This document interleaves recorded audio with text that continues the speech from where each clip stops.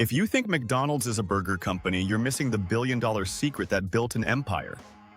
What if the real money isn't in the fries, but in something hidden underground? The burger is what you see, but the land is what creates leverage.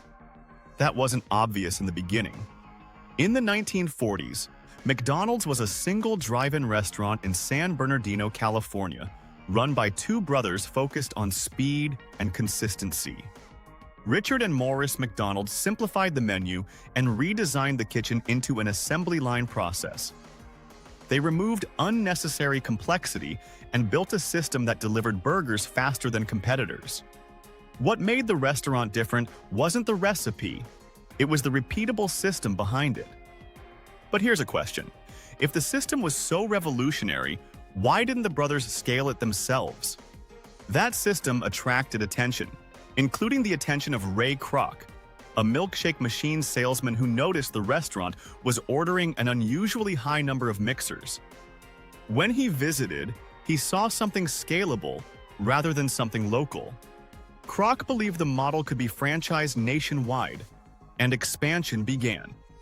At that stage, McDonald's looked like a traditional restaurant growth story built on selling more burgers in more places. But as the brand expanded, consistency became harder to control. Some franchisees cut corners or drifted from standards, and that imbalance made brand control fragile. So, what do you do when your partners hold the keys to your kingdom? If franchisees owned the land beneath their restaurants, they held negotiating power and could resist corporate direction without losing the property itself. This power imbalance could have sunk the empire, but Kroc flipped the script in a way that shocked the industry. The solution was structural. McDonald's began securing the land before a restaurant was built and then leasing that location to the franchisee. That move didn't just protect brand standards. It fundamentally altered bargaining power. When corporate owns the ground, it controls the terms of expansion, renovation, and renewal. Land ownership also gives leverage during negotiations because the franchisee's business depends on access to that specific location. The relationship becomes anchored in property rather than personality. Ownership moved to the center of the system. That decision reshaped the economics of the entire company. That shift also changed the incentive structure of expansion. Growth was no longer just about opening more restaurants. It was about securing more strategic parcels of land tied to long-term contracts. Instead of chasing burger margins, the company began accumulating positions. And positions, unlike promotions, don't expire. Ray Kroc later described the strategy directly. "We're in the real estate business. The only reason we sell hamburgers is because they are the greatest producer of revenue from which our tenants can pay us rent." That quote wasn't hyperbole. It was a blueprint. To understand how it works today, it helps to think in layers. The visible layer is what customers experience: burgers, fries, branding, and marketing. The operational layer is what franchisees manage: hiring staff, running payroll, purchasing food, maintaining equipment, and navigating local wage pressure or competition. This is where daily volatility lives. The leverage layer is what corporate controls: the land, the lease agreements, the royalty structure, and the contractual framework that governs the system. This is where power concentrates. Why does that distinction matter so much? Today, roughly 93% of McDonald's global restaurants are franchised rather than company-operated. That means independent operators run the restaurants while paying ongoing fees to the corporation. Franchisees typically pay royalties of around 4 to 5% of gross sales, and often pay rent that can range into the low double digits as a percentage of sales depending on the lease structure. Those payments flow to corporate before franchisees calculate their own profits. It's like being a landlord. You collect rent no matter how the tenant's business fares that month. That rent payment is the pivot point of power. Burger margins fluctuate with food costs and labor pressure, but rent contracts are long-term and royalties are tied to revenue. This design separates stress from ownership. The franchisee absorbs operational volatility while the corporation retains control of the land and the contract that governs it. If a franchisee struggles, McDonald's still gets paid. If food costs rise or labor costs spike, corporate revenue participation continues because it is linked to top-line sales. Recent financial reporting reinforces the structure.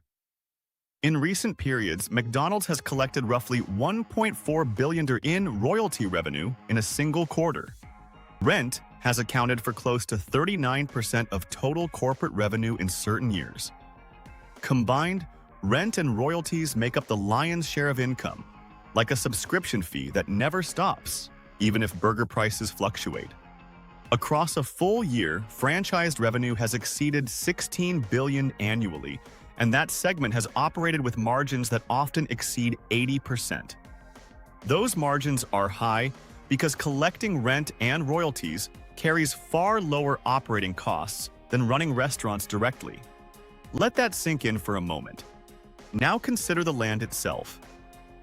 McDonald's locations are positioned at high-traffic intersections, near highway exits, inside dense retail corridors, and along commuter routes where daily consumer movement is predictable. These are strategic commercial assets rather than random sites. Well-located commercial property often appreciates over long periods, especially when anchored by a globally recognized brand that ensures steady traffic. That creates two stealth engines. One milks daily cash, the other builds quiet wealth that most investors overlook. Over decades, that second engine becomes increasingly powerful.